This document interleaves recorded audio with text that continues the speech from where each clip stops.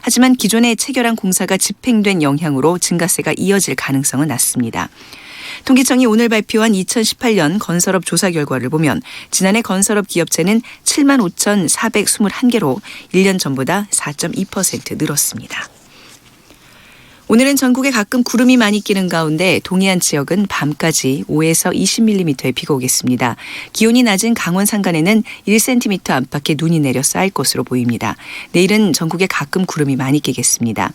내일 아침 기온은 서울이 영하 5도 등 전국이 영하 9도에서 영상 4도로 오늘보다 3도에서 8도가량 낮겠습니다. KBS 제1라디오 3시 뉴스를 마칩니다. 지금까지 아나운서 최원정이었습니다. KBS.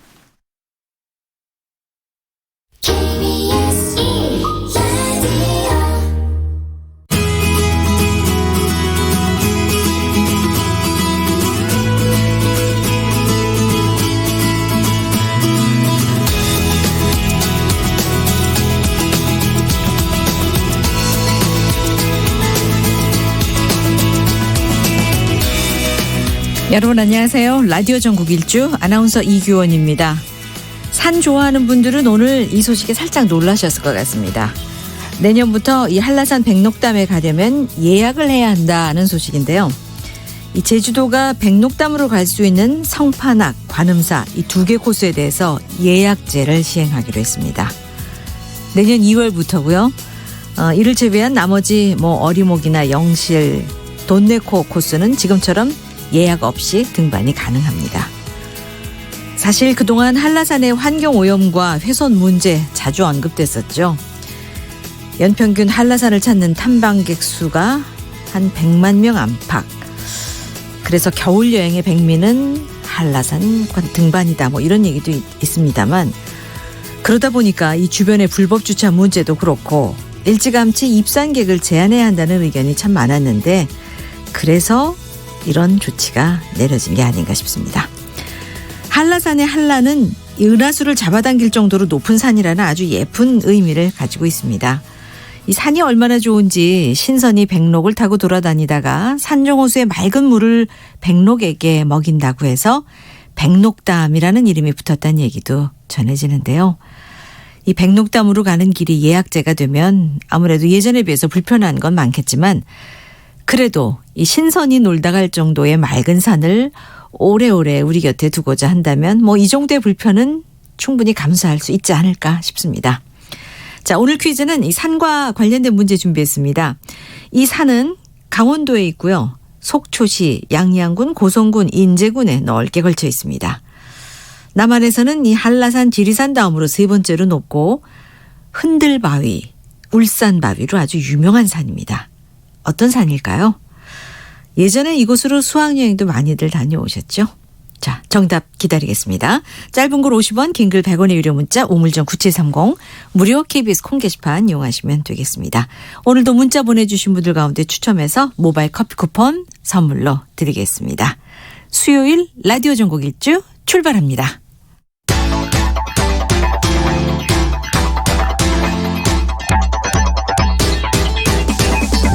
대한민국 구석구석 동네방네 이모저모 전국이 가까워지는 시간 KBS 1라디오 라디오 전국 일주.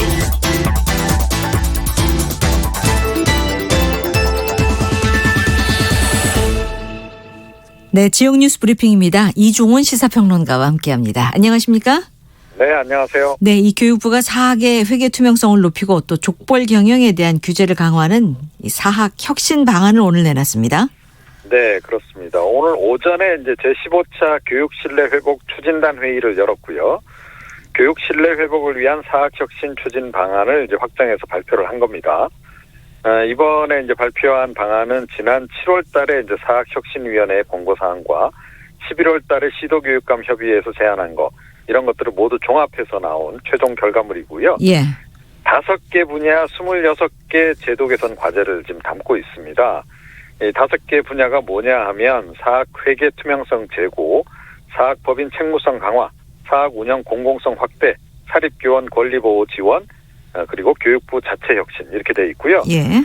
조금 구체적으로 들어가 보면 일단 학교법인 임원 간 친족 관계를 고시를 하도록 이렇게 했습니다. 네. 그러니까 임원 설립자와 친족 관계에 있는 교직원 수도 공시하는 그런 내용을 담은 관련법 개정에 또 착수를 한다고 하고요. 예. 개방이사 경우도 설립자 및 설립자의 친족 등을 이제 제외를 하고 비리 임원 결격 사유도 이제 강화를 해서 당연 퇴임 조항 이런 것도 신설을 좀 한다는 겁니다. 예.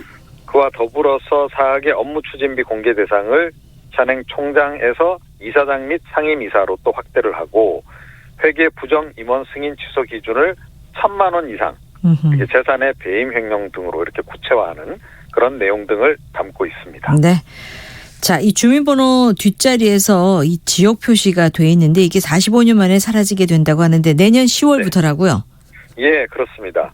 그러니까 출생이나 정정, 변경 등의 이유로 해서 새로 주민등록번호를 부여받는 국민에 국한을 해서 앞자리 생년월일을 하고 뒷자리 첫 번째 성별 번호를 제외한 나머지 6자리를 임의로 번호를 매기는 그런 이제 시스템으로 이제 바꾼다는 거고요. 예. 네, 현재 이제 주민등록번호 뒷자리가 보면 이제 첫 번째가 성별이고 그 다음에 이제 최초 부여 읍면동 지역번호가 이제 들어가게 됩니다. 네. 이게 이제 두 번째부터 다섯 번째까지 들어가는 거고 그 다음에 등록 순서, 검증번호 이런 순서로 이제 들어가게 돼 있는데요. 자, 이러다 보니까 이게 은근히 지역차별의 요소가 되고 있다라는 거예요. 예를 들어서 뭐 주민등록 뒷번호 뒷자리 뭐 두세 번째 네. 특정 번호자 지원 금지 뭐 이런 식으로 뭐 규정을 한다거나 뭐 이런 것들이 좀 있어서 이런 것을 이제 아예 이제 추정을 못하도록 이렇게 이제 완전히 바꾸겠다 이제 이런 겁니다. 그래서 일단 뭐 내년 상반기 중에 주민등록법 이제 시행규칙 개정을 하고요. 현재 구축 중인 그 차세대 주민등록 정보 시스템의 번호 자동 부여 기능을 반영을 한다 그럽니다. 그래서 네. 2020년 10월부터 이제 새로운 주민번호 체계를 이제 적용을 하는 거고요. 그 이전에 부여받은 뭐 지금 현재 주민등록번호는 그대로 사용하시면 됩니다. 지금 시스템대로 가고 또 2020년 10월부터 출생, 정정, 변경 등의 이유로 새로 이 주민등록증 발급받는 사람들은 이렇게 바뀐다는 거죠. 네, 그래서 이제 뭐 지금 현재 번호가 굉장히 마음에 안 든다. 이것 때문에 내가 불이익을 많이 받고 있다라고 하신다면 바꿀 수 있습니까? 정정, 변경 뭐 이런 과정을 거치시면 되는 거죠. 네. 자, 보건복지부가 내년부터 이 필요할 때 필요한 시간만큼 아이를 맡기는 시간제 보육반을 늘리기로 했다고요? 네, 그렇습니다. 이 가정 양육 수당을 받고 있는 6살, 이렇게 6개월. 6개월부터 36개월 사이 영아를 양육하는 부모가 이제 일시적으로 또 긴급한 사유로 해서 시간 단위로 이제 이렇게 보육시설을 이용할 수 있도록 이제 지원하는 그런 사업인데요. 네. 이게 이용 아동 숫자도 그렇고 이용 시간도 지속적으로 좀 증가를 하고 있다는 겁니다. 네. 그래서 2017년 기준으로 이용 아동은 한 4만 3천 명 되고 그런데 지난해 기준으로는 4만 6천 명으로 이렇게 늘어났다는 거예요. 그리고 올해는 아마 5만여 명 정도 이렇게 이용을 할 것으로 이렇게 지금 추정이 되고 있는데 자, 이렇게 되니까 이걸 좀 추가로 설치해야 되겠다라고 이제 판단을 내린 거고요. 네. 그래서 보건복지부가 지금 전국의 어린이집 육아종합지원센터에 시간제 보육반을 이제 207개 추가 설치를 하게 되면 기존에 운영되고 있는 게 483곳입니다. 네. 다 합치게 되면 이제 690곳이 이제 되는 것이고요. 올해 대비해서 많이 늘어나는 거죠. 한 43% 정도 증가하는 거고, 이렇게 되면 이제 아무래도 이제 그 긴급히 아이를 이제 맡겨야 될 경우나 이런 경우에 훨씬 더 도움을 좀 많이 받을 수 있도록 네. 이렇게 될 것 같습니다. 자, 그리고 앞서 제가 그 한라산 백록담 가려면 예약을 해야 된다는 얘기를 해드렸는데 네. 이 제주국제공항 연간 이용객이 사상 처음으로 3천만 명을 넘었다면서요. 이게 전국 네. 공항 한 14개 정도 되잖아요. 그렇습니다. 가장 많은 네. 거죠. 그렇죠. 예. 예, 그러니까 이제 16일 기준으로 해서 올해 제주 공항 이용객이 3,005만 7,300명을 기록했다는 거고요. 올해의 경우에 1월부터 11월 사이 국내선 이용객이 한 3.1% 증가를 했고 국제선 이용객은 40.9% 급증을 했다는 겁니다. 네. 그러니까 국내선 이용객이 늘어난 것은 아무래도 그 일본 여행 자제 이것이 좀 이제 영향을 이제 미친 것 같고요. 네. 그래서 이제 일본 여행 대신에 대체지로 이제 제주를 찾는 분들이 늘어난 거죠.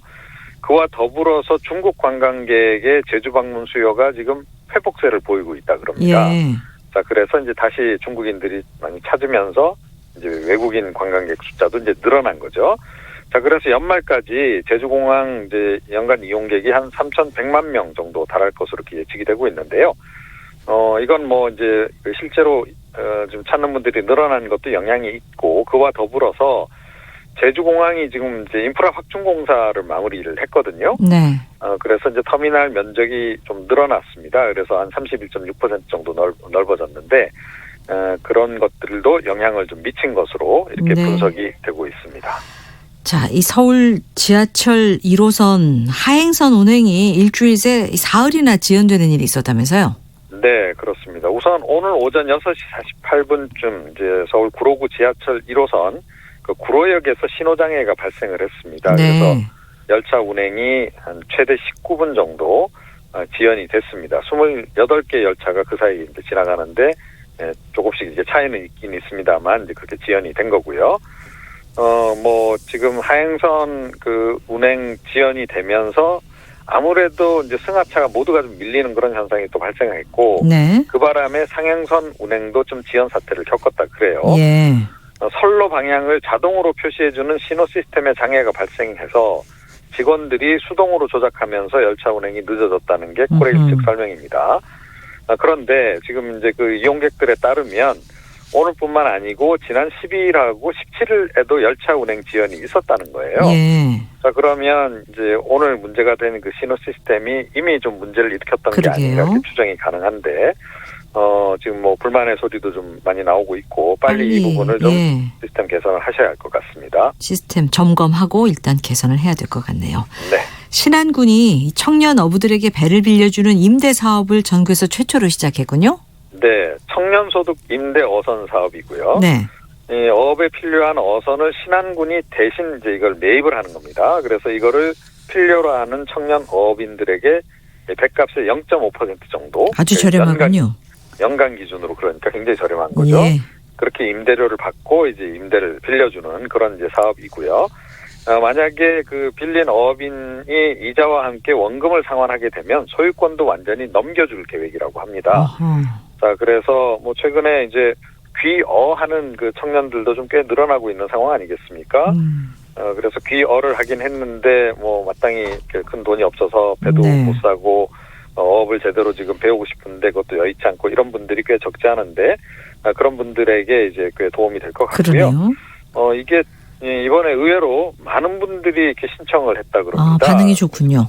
네, 모두 144명의 어업인이 58척의 어선을 이제 신청할 정도로 네. 인기가 높았다 그러고, 일단은 뭐 지금 천사 1호, 2호 정도까지 이제 나갑니다. 그리고 앞으로 이게 천사 100호, 네. 배 이름이 천사예요. 네, 그래서 100호까지 일단은 추진을 할 계획이라고 합니다. 네, 소식 고맙습니다. 네. 이종훈 시사평론가였습니다.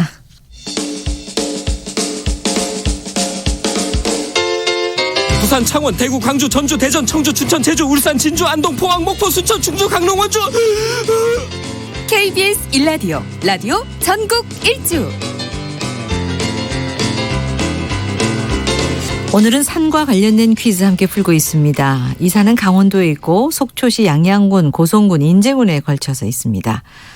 흔들바위와 울산바위로 유명한 이 산의 이름은 무엇일까요가 오늘의 문제인데요. 1663님, 오늘 쉬는 날인데 휴무 초과에 크리스마스 시즌으로 바빠서 출근을 합니다. 저희 회사는 크리스마스 날도 평일이긴 하지만 그날 쉬기로 했답니다. 라고 하셨고요. 2271님, 겨울 눈꽃산 가고 싶다고 하셨어요. 5062님, 속초 주민인데 이 문제 듣자마자 반가워서 답 보냅니다. 지금 눈이 쌓인 게 보여서 정말 예쁩니다 하셨어요. 아유, 사진도 함께 보내주셨으면 더 좋았을걸. 2867님, 우리나라 최고 강원도 대표산이죠. 엊그제 권금성 다녀왔습니다. 또 대청봉 점점 이렇게 힌트까지 많이 주셨네요. 2867님. 6742님, 서울의 한 도서관에서 근무하고 있어요. 업무 쉬는 중 잠깐 이 방송 들으면서 문자 주셨고, 금성에서 온 김 작가님이라는 분께서 이곳으로 신혼여행을 다녀오셨대. 아주 낭만적이었다고, 설경이 너무 예뻤다고 하셨는데 언제 다녀오셨는지 갑자기 궁금해지네요. 네, 오늘 퀴즈 정답과 함께 여러분의 사연 기다립니다. 짧은 글 50원, 긴 글 100원의 유료 문자 우물정 9730, 무료 KBS 콩 게시판 이용하시면 되고요. 프로그램 중반에 이 문자 소개해드리면서 커피 쿠폰 받으실 분들 소개해드리고 또 끝날 때쯤 소개해드리겠습니다. 많이 참여해 주시기 바랍니다. 3시 19분 됐습니다. 지역 소식 들어볼게요. 오늘 먼저 대구로 가겠습니다. 최은아 리포터 안녕하십니까? 네, 안녕하세요. 대구입니다. 예, 서울은 여전히 좀 쌀쌀한데 대구 날씨 지금 어떻습니까? 네, 대구는 오늘 하늘 가끔 구름 많습니다. 어제 곳곳에 비가 지나간 뒤에 찬 공기가 유입돼서 오늘부터 다시 날이 조금 추워졌는데요. 네. 현재 대구 기온은 10도고요. 내년 네. 이맘때 추위가 느껴지겠습니다. 그렇군요. 대구에 주민들 힘으로 운영되는 책방이 문을 열었다면서요? 네, 동촌 역사 작은 도서관이 위치해 있는 대구선 동촌공원에 잠시 머무르는 시간 동안 주민 누구나 자유롭게 책을 보고 반납할 수 있는 열린 양심 책방이 생겼습니다. 네. 이 공중전화 부스보다 약간 넓은 크기의 공간에 이 동화, 인문, 역사, 소설 등 다양한 장르의 책들이 비치되어 있는데요.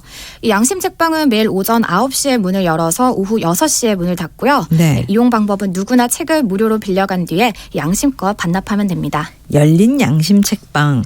공중전화 부스보다 약간 크다고 하면은 공간은 좀 협소할 것 같은데 네. 어떻게 해서 이런 책방이 만들어지게 됐을까요? 네, 이 양심 책방은 올해 주민자치 마을 각국이 공모 사업에 선정돼 조성됐는데요. 네. 이 외부 벽에는 추억이 깃든 사진과 지역의 역사와 현황을 소개하는 이 종합 안내도로 꾸며져 있는 이 동촌을 상징하는 특색 있는 조형물로 만들어졌습니다. 네. 네, 이곳에 있는 책들이 한 500권 정도 되는데요. 특히 이 책들은 각종 기관단체와 이 마을 주민들이 직접 기증한 책들이어서 더 의미가 남다릅니다. 현장의 소리로 만나보시죠. 네. 대구선 동촌 공원입니다. 저 동촌 옛날에 역사 옆에 조그맣게 지금 양심 도서관을 만들었는데요. 책은 한 500권 정도로 이렇게 있습니다. 아이부터 어른들까지 쭉 다 읽을 수 있고요. 동화부터 인문, 역사, 소설까지 여러 가지가 이렇게 다 있어요. 안에 한번 볼 수 있을까요? 네, 이렇게 보시면 자 이렇게 다 정리가 다 돼. 개인적으로 그냥 이제 자기들이 가져가서 나무로 의자하고 여기서 보고 넣어놓고 가도 되고 자기들이 가져가서 또 보고 갖다 놔도 되고 그렇게 양심 도서관으로 지금 되어 있습니다. 오래 좋지 뭐. 심심하면 요 앉아가도 책 볼 수도 있고 뭐 아들한테도 안 좋겠나. 저는 아침 저녁으로 앞을 자주 지나다니거든요. 요번에 이제 시설을 해놨다고 책을 준비를 많이 해놨다고 아침 저녁으로 지나다니면서 이래 봤어요. 그러니까 책도 이렇게 한 번씩 이렇게 보고 편안하게 그냥 뭐 산책 나와가지고도 읽을 수 있고. 네. 그 책방 안에 의자는 따로 없습니까? 네, 의자는 따로 없고요. 그냥 아하. 아기자기한 공간 정도라고 생각하시면 됩니다. 그러니까 보고 싶은 책 꺼내 와서 공원이니까 벤치는 있을 거 아니에요? 네, 벤치는 좀 많이 있습니다. 거기서 이제 읽으면서 동네 사람들하고 얘기도 하고 네. 이 공원과 함께 동네 사랑방 같은 역할을 할 수 있는 공간이 될 것 같습니다. 네, 그렇습니다. 이 공원에 위치하고 있다 보니까요. 주변에 벤치들이 좀 많거든요. 그래서 잠시 앉았다가 책을 보기에 참 좋겠고요.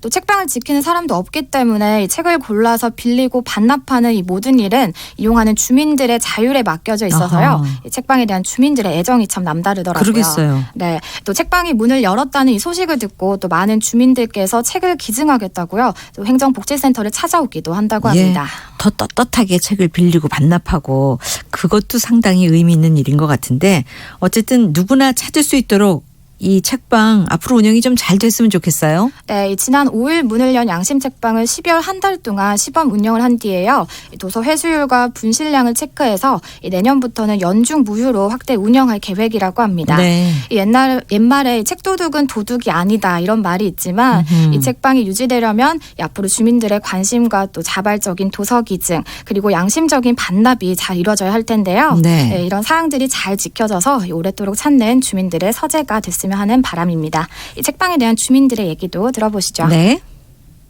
안 그래도 작은 도서관도 있고 해서 동천동 같은 경우에는 문화하고 그래도 되게 연계가 많이 돼 있는 동네였는데 또 길에 이렇게 누구나 볼 수 있도록 또 책방이 생기니까 더 책하고 가까워질 수 있는 것 같고 좋은 것 같아요. 부담 없이 방문할 수 있을 것 같아서 좋은 것 같아요. 도서관에 가려면 그런 뭐 카드 같은 거 그런 거 필요하고 그런데 이거는 그런 거 없이 들어가서 볼 수 있는 게 좋은 것 같아요. 외관이 너무 정감 있고 너무 예뻤습니다. 책들도 종류가 너무 다양하게 많아갖고 읽고 싶은 충동을 일으킬 만큼 좋은 책이 많았습니다. 물론 뭐 책을 기증했다는 자체에서 뭐 자기가 보지 않는 책을 같이 돌려서 볼 수 있다는 그런 거는 아주 좋은 것 같고요.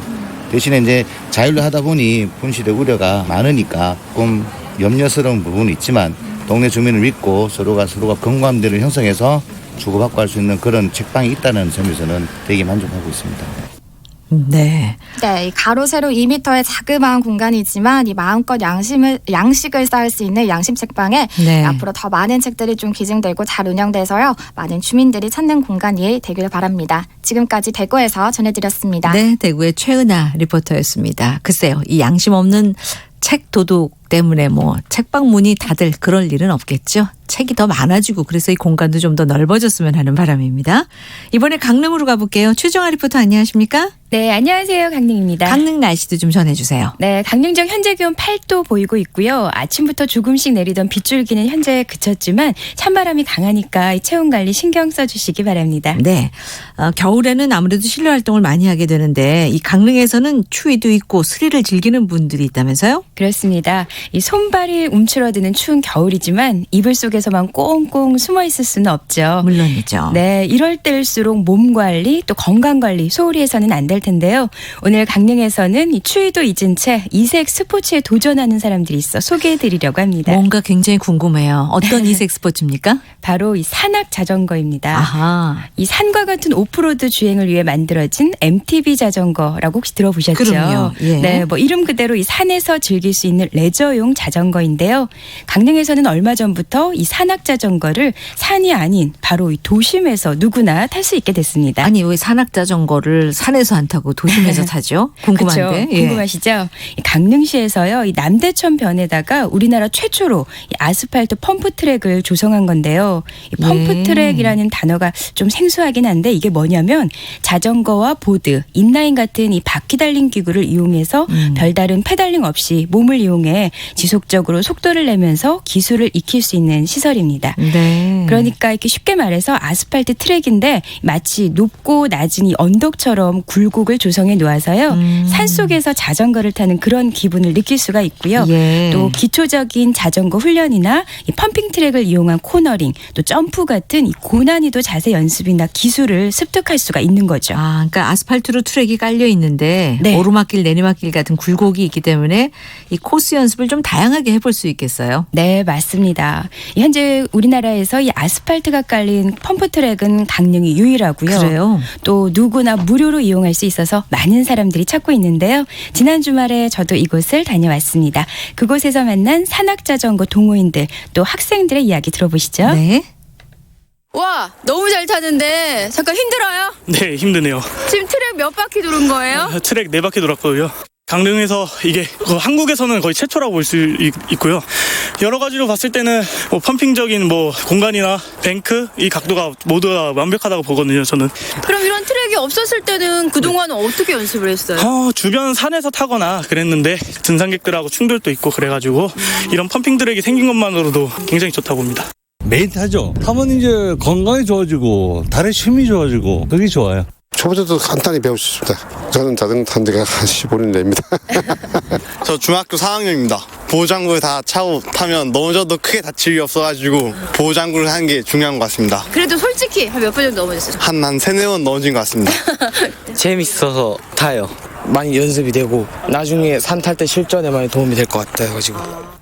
산 탈 때 뭐 도움이 많이 되겠다고 얘기하지만 굉장히 재밌을 것 같아요. 굳이 산악 자전거 탄다고 산에 가지 않아도 될 것 같은데요. 네, 바로 그겁니다. 네, 트랙의 규모는 어느 정도나 됩니까? 네, 강릉시가 조성한 펌프 트랙은 남대천 포남대교 아래 위치해 있고요. 총 면적이 1,640제곱미터로 이 비포장 펌프 트랙과 아스팔트 펌프 트랙으로 이렇게 나누어져 있습니다. 그렇군요. 어쨌든 이 산악 자전거 처음 타는 사람들에게는 아주 좋은 곳이겠어요. 그렇습니다. 이곳이 시민들의 체육 공간으로 입소문이 나면서 많은 동호인들이 몰려들고 있고요. 예. 또 최근 이 BMX라고 해서 이렇게 묘기를 타면서 자전거를 타는 건데요. 아하. 이 BMX 국가대표 선수들과 이 팀 꿈나무 선수들이 강릉을 찾아 연습 공간으로 사용하기도 합니다. 그 바퀴 하나를 아주 뭐 이렇게 아주 맞아요. 기묘한 포즈 취해가면서 묘기 부리는 거잖아요. 네, 여러 가지 방식으로 이렇게 맞아요. 자전거를 타면서 예. 이렇게 연습을 하시더라고요. 또 전문 익스트림 스포츠 유튜브 채널에 소개되면서 반응이 뜨거워졌고요. 네. 이 수도권에는 강릉 아스팔트 펌프트랙 동호회까지 생기면서 그래요? 인기몰이 중이라고 하네요. 무엇보다 강릉시에서는 내년부터 이 전문 강사를 초빙해서 자전거 실전 코스 훈련도 진행할 계획이라고 하는데요. 강릉시 체육과 이수호 담당과 자전거를 타는 사람들의 이야기 계속 들어보시죠. 네. 강릉 펌프트랙은 올해 9월 강릉시에서 조성한 체육시설입니다. 남녀노소 누구나 이용할 수 있으며 특히 어린이, 청소년들의 활동 공간으로 조성되었습니다. 이런 시설들이 표준화되어 있지 않다 보니까 저희들이 이 시설을 조성하면서 표준을 찾기가 좀 어려웠습니다. 그래서 국내의 많은 전문가분들이 자문을 해주셔서 그분들의 도움으로 좋은 시설을 조성할 수 있게 되었습니다. 여기 오면 예전엔 다 따뜻따뜻한데 여기서는 모여 있어가지고 많은 사람들을 만날 수 있고 모르는 분들과도 같이 타면 아는 분들 많아져요. 저 말고 딴 친구들도 재밌게 같이 탔으면 좋겠어요. 자전거 선수가 되기 위해 노력할 거예요. 일단 자전거를 더 열심히 탈 거고요. 안정적인 라이딩을 할 겁니다. 자전거 화이팅!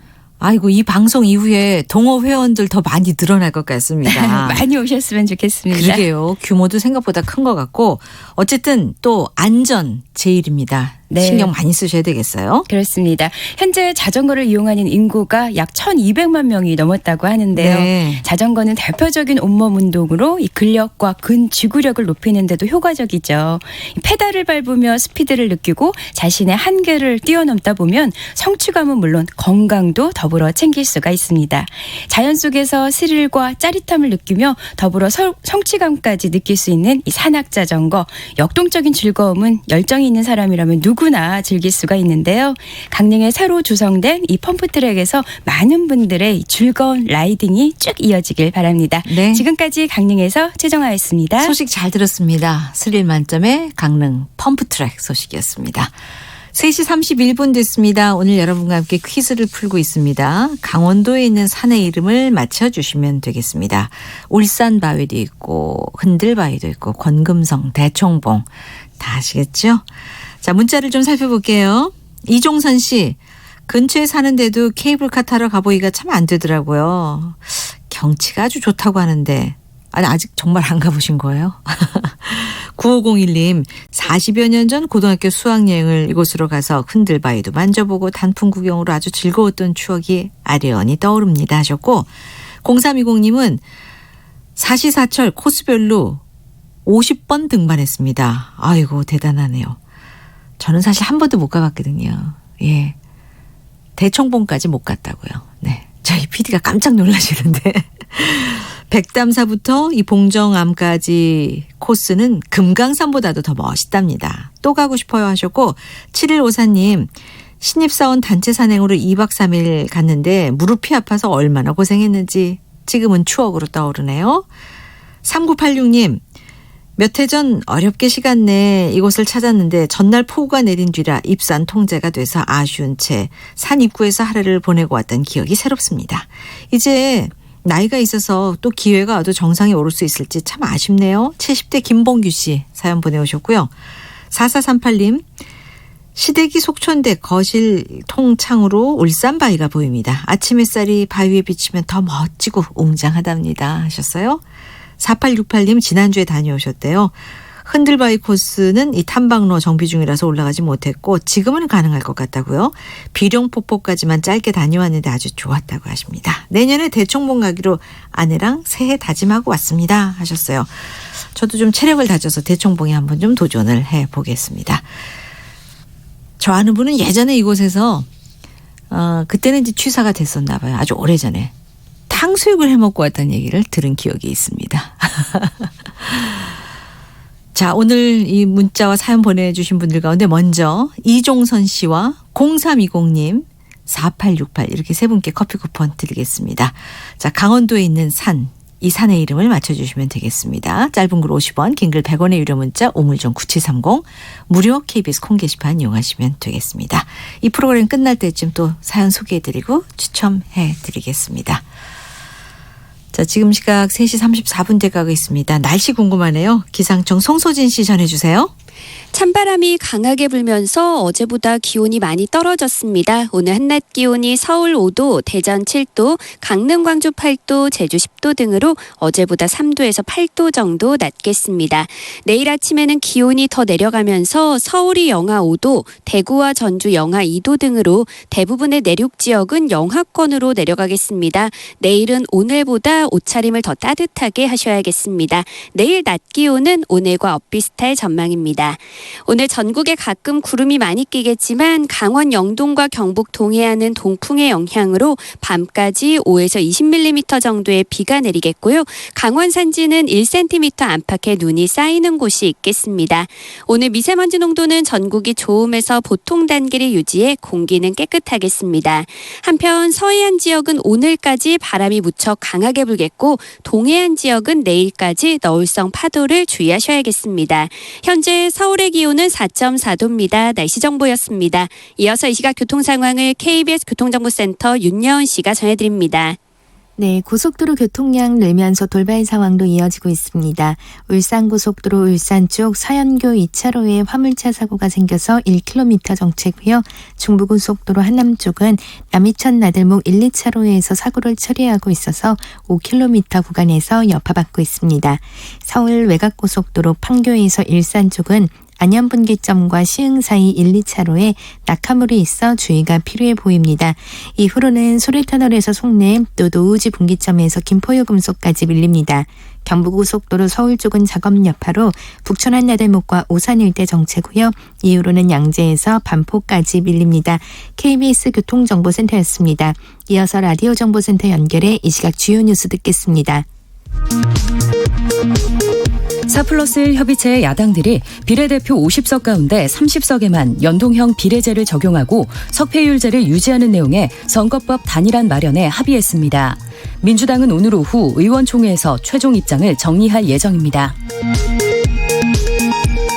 김기현 전 울산시장의 비위 의혹 문건 사건을 수사하고 있는 검찰이 국무총리실 산하 민정실을 압수수색해 김 전 시장의 첩보 내용을 전달받은 것으로 알려진 문모 전 청와대 행정관이 사용 중인 PC 등을 확보한 것으로 전해졌습니다.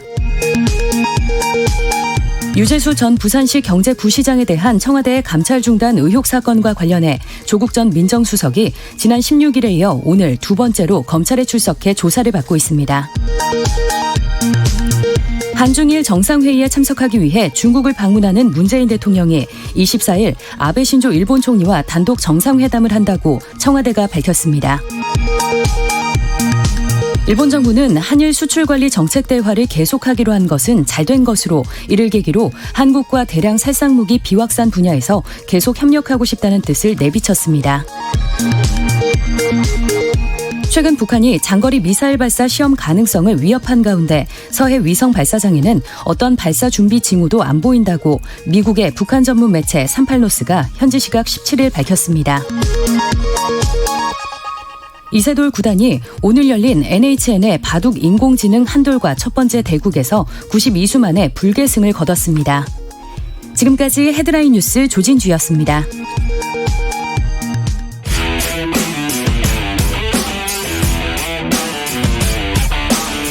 라디오 전국일주 지역시사 포커스 팔도 기자가 간다.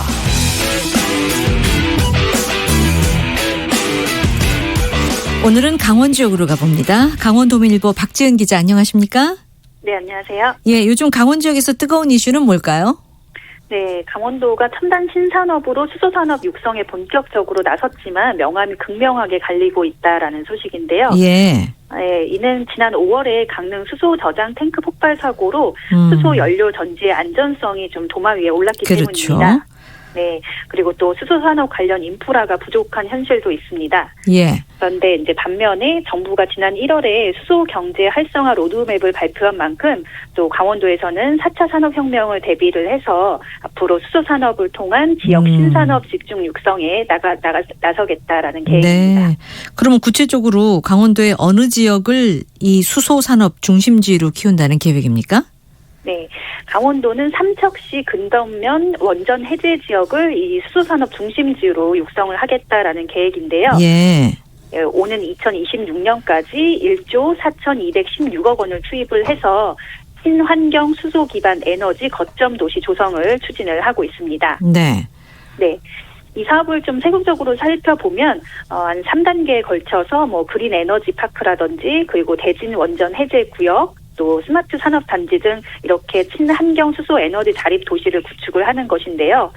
뭐 이제 연료 전지나 풍력, 태양광 등 발전 시설이 구축이 되고 또 친환경 에너지 그 관광 복합 단지가 조성이 되고요. 예. 또 스마트 산업 단지에는 수소 융복합 단지 등 이런 산업 시설이 조성될 계획입니다.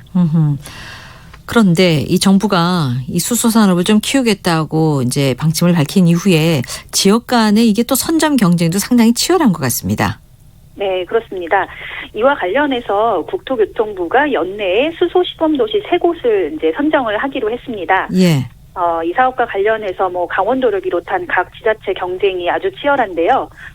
이는 뭐 수소 시범 도시로 지정이 되면 정부 지원을 받아서 수소 경제 핵심 인프라 구축이 가능해지고 있기 때문입니다. 네. 그리고 또 뭐 수소 시범 도시에는 한 곳당 뭐 수소 친화 도시 계획 수립비와 연료 전지 파이프라인 그리고 예. 수소 통합 운영 센터 등 이렇게 그 총 사업비가 최대 290억 원이 투입이 되는데 네. 이 중 절반을 국비로 지원을 받을 수가 있습니다. 그래서 서로 유치하려고 애를 쓰는데 강원도에서는 어떤 지역을 생각하고 있습니까? 수소 시범 네. 도시가? 네, 일단 앞서 말씀드린 대로 삼척 원전 해제 지역을 또 이제 이쪽에 거점 도시로 지정을 하려고 하고요. 예. 전국적으로는 뭐 강원도 삼척시를 비롯해서 울산이라든지 전라북도 또 이제 경상도 여러 지자체들이 이 수소 시범 도시 선정에 지금 나서고 있는 상태입니다. 이 수소 시범 도시가 되면 뭐 주거 분야에도 많은 변화가 있겠죠? 네, 그렇습니다. 이 주거 분야에는 뭐 공동주택 단지와 개별 건축물에 연료 전지를 설치를 하고 냉난방이나 전기 등 에너지를 공급을 하게 되는데요. 예. 뭐 이런 뭐 주거 단지 조성에서도 수소 에너지를 활용하게 되는 것입니다. 네. 그런데 예, 말씀하세요.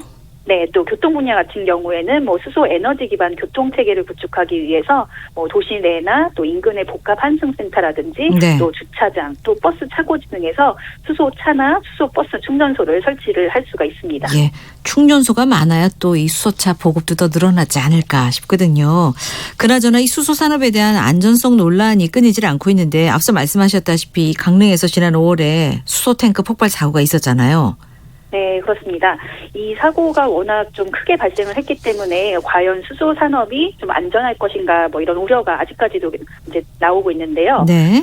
당시 사고는 강릉시 대전동 강릉과학산업단지 내의 강원 테크노파크의 강릉벤처 1 공장 옆에 수소 저장 탱크 폭발이 이제 발생을 했습니다. 네. 그래서 이 사고로 2명이 숨지고 6명이 다쳤는데요.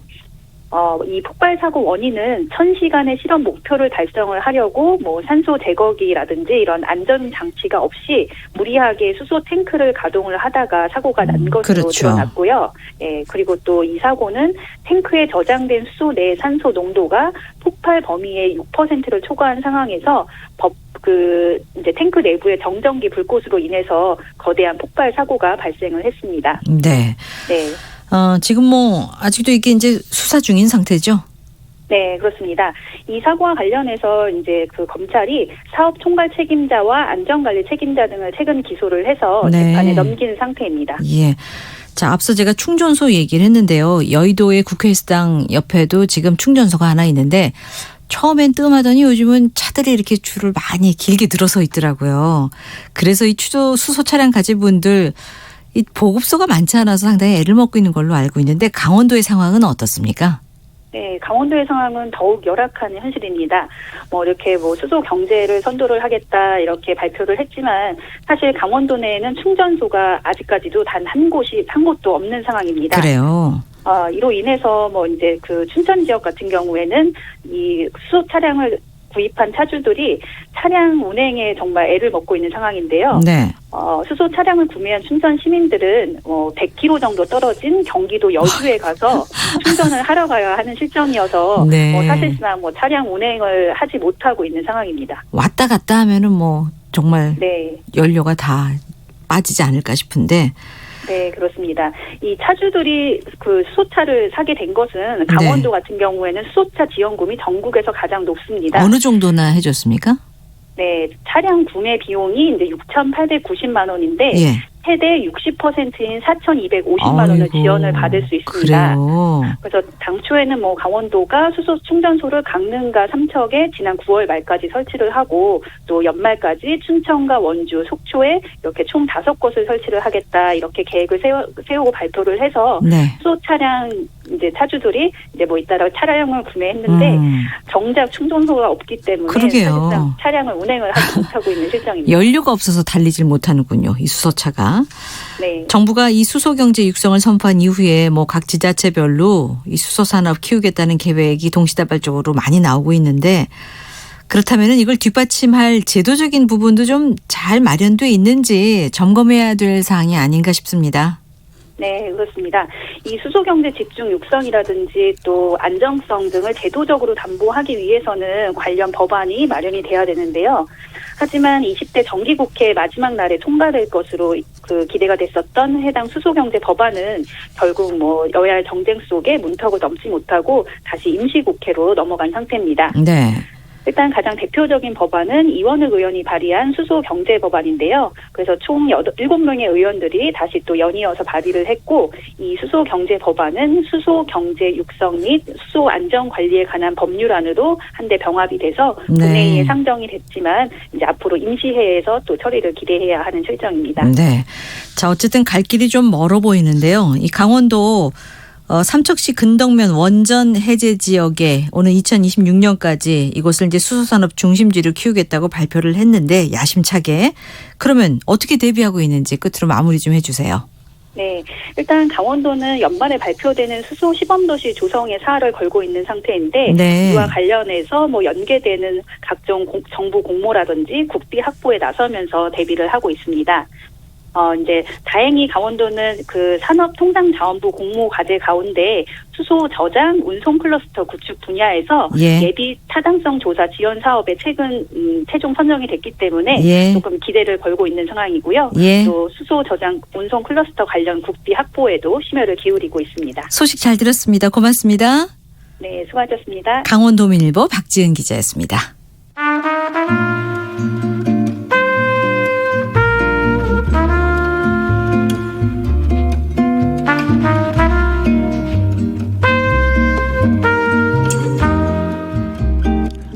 우리의 고향을 찾아갑니다. 이규원 아나운서와 함께하는 KBS 1라디오 라디오 전국 일주.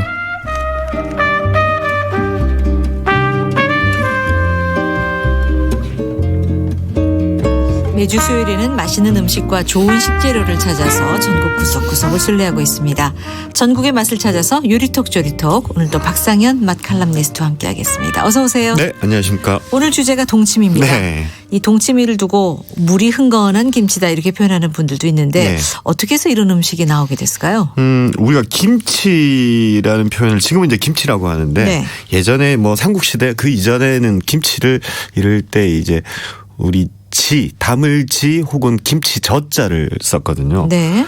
이때 이제 그래서 이제 우리가 김치를 예전에 고로는 뭐 침저 혹은 침채 뭐 이렇게 표현을 하는데 이게 침자가 뭐냐면 물에 잠기도록 담근다라는 건데 이때 물이 이제 소금물이거든요. 그래서 이제 가을에 갈무리한 야채들을 겨울에 먹기 위해서 이제 주로 소금에 절이거나 아니면 소금물에다 담궈서 보관을 했었는데 이게 김치의 원형이었던 거죠. 그러니까 가만히 생각해 보면 이 김치는 결국 지금의 동치미였던 셈이죠. 그러네요. 그래서 이제 뭐 동치미는 김치의 원형이라고 봐도 되고 우리가 김치를 담을 때 가장 먼저 담궜던 그래서 우리가 먹는 음식 중에 아마도 역사가 가장 오래된 음식 중에 하나가 이 동치미가 아닐까. 네, 그렇게 생각이 듭니다. 소금물에 재운 채소 뭐 이렇게 생각하면 되니까. 네, 그렇죠. 침채.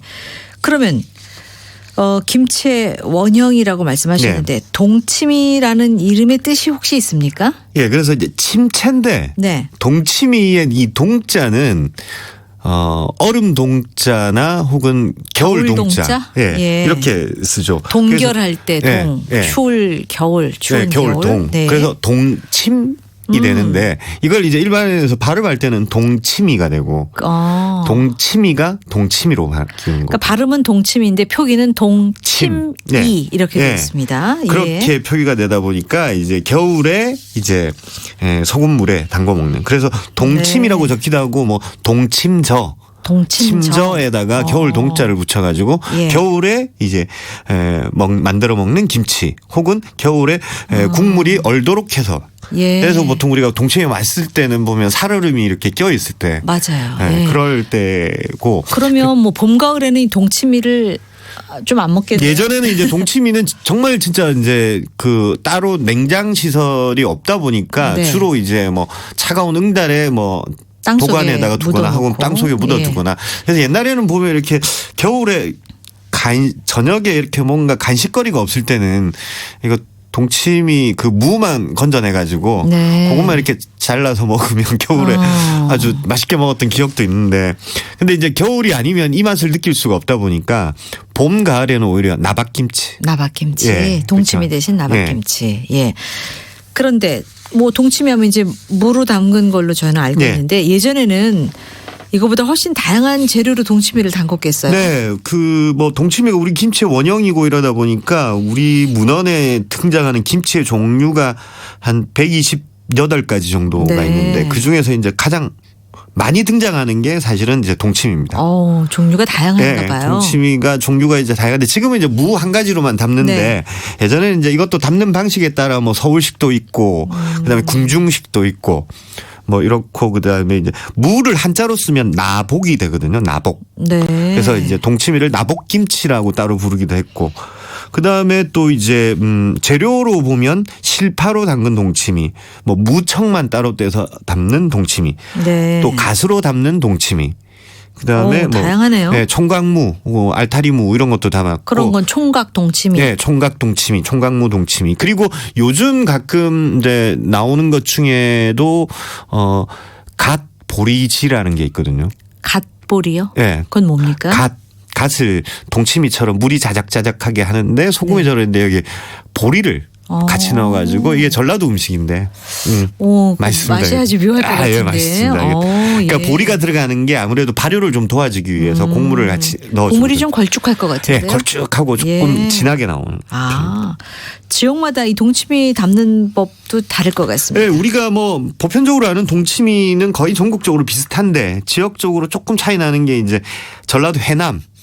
이쪽은 고흥반도 이쪽에 유자가 워낙 많이 나다 보니까 동치미를 담을 때 이제 유자를 함께 넣어주는데 요즘 이렇게 이제 연구를 하다 보니까 이 유자를 같이 이제 숙성할 때 동치미를 만들 때 넣어주면 그 숙성도 잘 되고 그다음에 오랫동안 좀 저장성도 좋아지고 그래요? 향도 좋고 향도 좋아지고 그런 것도 있고 그다음에 전라도 나주 쪽에 이쪽에 보면 종가 음식 중에 하나인데 이게 반동치미라고 들어가는 게 반만 들어가요? 반만 들어갑니다. 진짜 동치미. 근데 이게 김치하고 동치미의 딱 중간 정도라고 보시면 됩니다.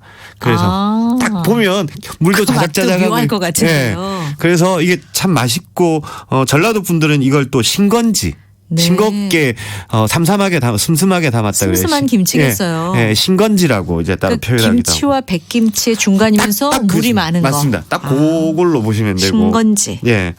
그리고 이제 뭐 이 중부지방이나 북부지방에서는 보통 이렇게 국물을 넉넉하게 잡죠. 동치미를 담을 때. 그래서 이 동치미 국물에 이제 메밀국수를 말아 먹는데 좋죠. 이게 이제 북한에서는 우리가 지금 냉면이라고 부르지만 북한에서는 국수 그럼 바로 이렇게 동치미 국물에 메밀국수를 만 걸 그대로 국수라고 하고 그다음에 이쪽 이제 중부지방 쪽에서 우리 강원도나 경기도 쪽에서는 막국수라고 부르고 또 재미난 게 이제 충청북도 제천 쪽에서는 이걸 이제 토리면이라고 합니다. 뭐를 토리면이라고 해요? 뭐를 토리면이라고 한다고요? 그 동치미 국물에다가 메밀국수를 말아 먹는 것을 이름이 토리면. 토리면. 이런 이름도 있었네요. 그런데 이제 이런 그 국수에 들어가는 동치미 국물 맛이 이것도 좌우하지 않겠습니까? 그런데 저는 이제 어릴 때 고구마 먹을 때 동치미 국물을 이렇게 들이켜야 소화도 잘 되고 잘 내려가고 그랬던 기억이 있어요.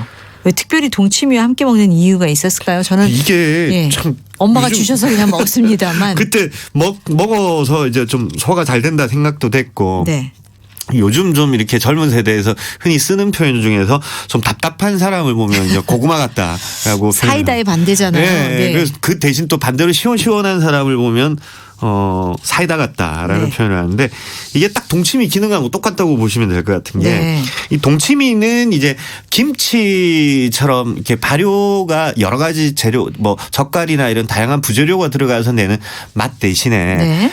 동치미 특유의 좀 알싸하고 개운한 맛으로 마시지 않습니까? 네. 요게 이제 바로 동치미가 발효할 때 이산화탄소랑 젖산 등의 유기산이 이제 나오게 되는데 네. 요것이 바로 그 시원하고 상쾌한 맛을 내는데 이게 이제 동치미의 맛을 굉장히 중요하게 도와주는 결정하는 거거든요. 근데 이 이산화탄소나 유기산 등이 육류나 그 인스턴트 식품 등을 먹을 때 아주 소화를 도와주는 역할을 합니다. 그리고 무 자체에는 또 아밀라제라고 해서 우리 침에도 있는 성분이죠. 탄수화물을 분해해주는 효소가 다량 포함되어 있거든요. 네. 그래서 이제 밥을 드실 때 네. 혹은 고구마 같은 걸 드실 때 탄수화물이 많은 음식을 드실 때 이 동치미 무를 같이 먹어주시면 소화가 굉장히 잘 되는 거죠. 우리 선조들의 지혜가 다 이렇게 음식에 담겨 있어요. 저는 이게 요즘 이런 거 공부할 때마다 네. 어떻게 이걸 예전에는 다 아시고 먹어보고 다 해보는 거겠죠. 그런가요? 그러니까 그 옛날엔 사이다가 없었으니까 이 동치미 국물이 천연 사이다였겠어요. 네, 천연 사이다 역할을 했고 요즘은 그래서 동치미 음료도 개발이 되고 있습니다. 그래요? 네. 그건 무슨 맛일까요? 그건 동치미 맛이에요? 네, 동치미 맛이고 단맛은 없고. 단맛은 거의 없고 네. 그래서 오히려 이걸 해장 음료. 아하. 네, 그래서 많이 이렇게 식품 회사에서는 개발을 하고 있습니다. 그렇군요. 네. 이 연말에 또 술들 많이 드실 텐데. 아침에 좋죠.